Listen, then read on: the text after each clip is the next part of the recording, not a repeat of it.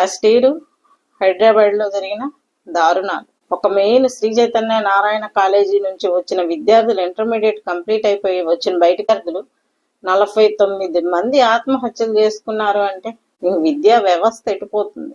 కానీ మానసిక వికాసం ఇది పిల్లలకి. విద్యా దృక్పథాల లక్ష్యం ఎటుపోతుంది.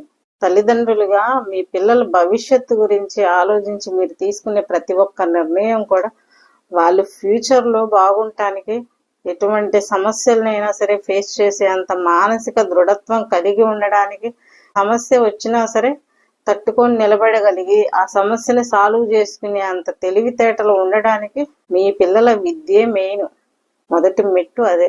చదువు ఫ్యూచర్ లో వాళ్ళు వ్యాపారం చేసుకోను, ఉద్యోగం చేసుకోను, మంచి లైఫ్ ని లీడ్ చేస్తారు. కానీ విద్య అనేది నిర్బంధ విద్య కాకుండా మానసిక ప్రశాంతంగా హ్యాపీగా చదువుకుంటూ గురుకుల విద్యలాగా అలా ఉండేటట్టు చూసుకోండి.